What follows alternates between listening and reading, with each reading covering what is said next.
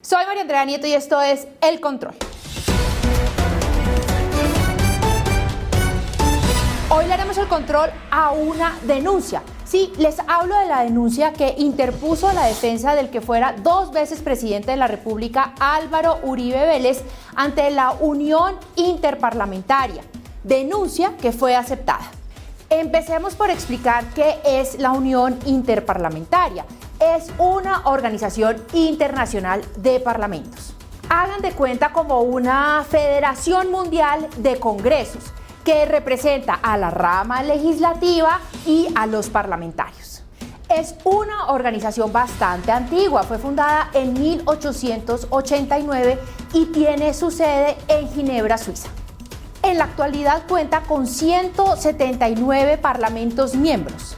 Una de las principales condiciones para poder ser miembro de la Unión es ser un país reconocido ante las Naciones Unidas. Y la otra muy importante, que los parlamentarios sean elegidos de manera democrática.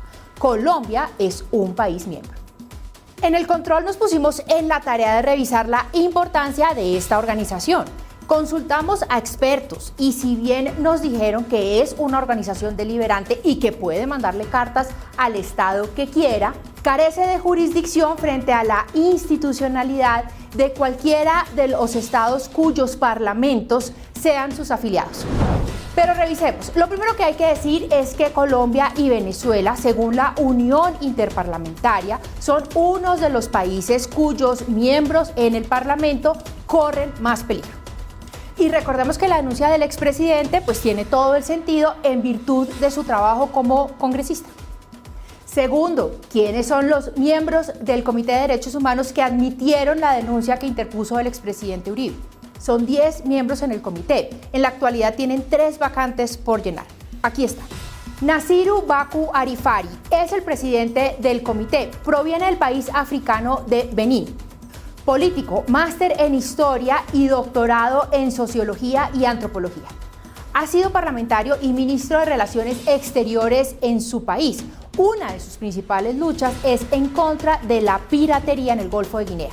Delsa Jennifer Solórzano, vicepresidenta de la Comisión de Derechos Humanos, abogada y política venezolana. Es defensora de los derechos humanos y desde la Asamblea Venezolana ha defendido los derechos de los presos políticos. Ali Al-Aradi, originario del Reino de Bahrein, político y parlamentario de su país y también fue presidente de la Comisión de Derechos Humanos de la Unión Interparlamentaria. Laurence Dumont, política francesa y miembro del Partido Socialista, un partido de centro izquierda.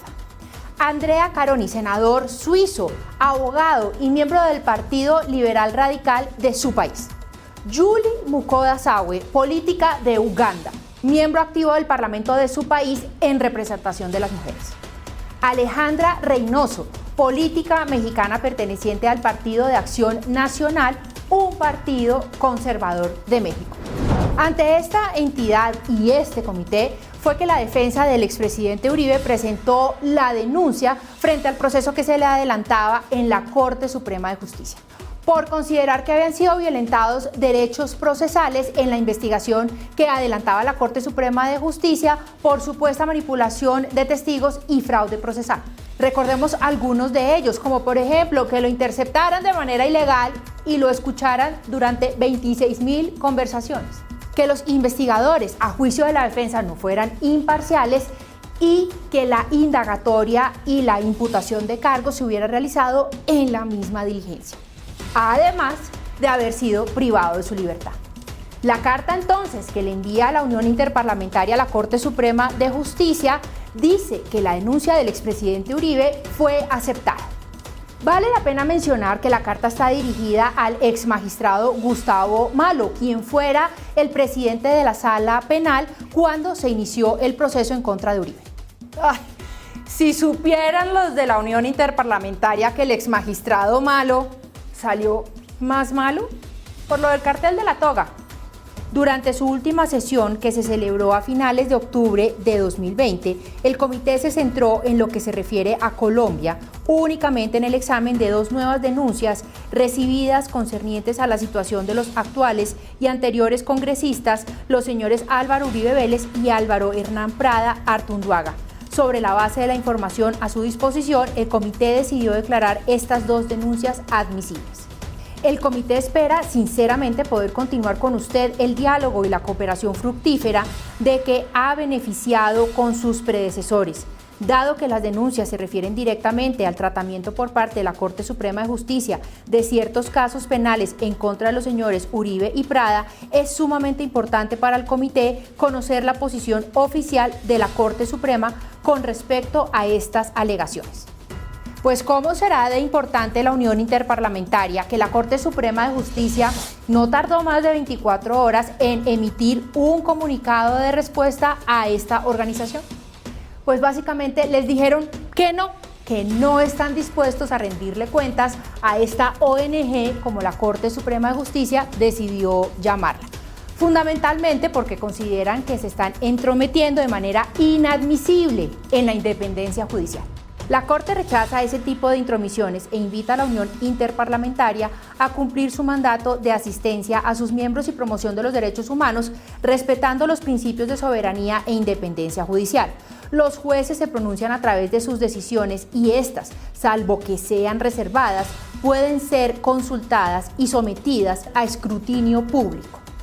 El caso Uribe ha dado para todo tipo de comunicaciones internacionales. ¿Se acuerdan la carta que enviaron 12 eurodiputados, de 705 miembros en total, al presidente Iván Duque, pidiéndole protección por la seguridad del senador Iván Cepeda y casi, palabras más, palabras menos, que exigiéndole que no se entrometiera en decisiones judiciales de la Corte Suprema de Justicia?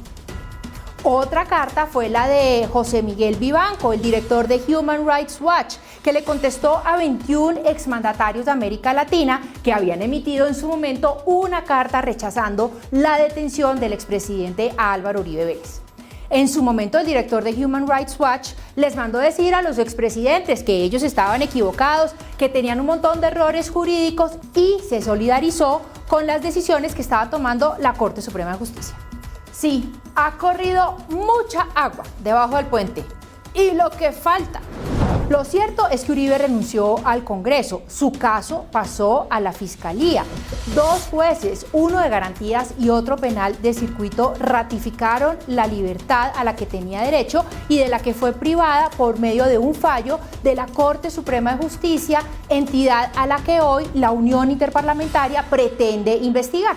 Surgen entonces varias preguntas. Si la denuncia fue interpuesta ante la Unión Interparlamentaria y fue aceptada, entonces vendrán otras denuncias ante otros estrados judiciales internacionales.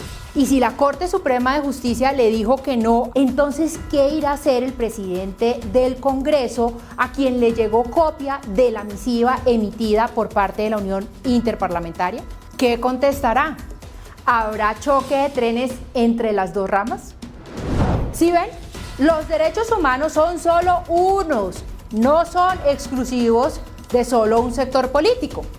Lo que sí es cierto es que no hay nada peor que una justicia politizada, porque como dicen por ahí en las redes, terminamos haciendo el oso mundial.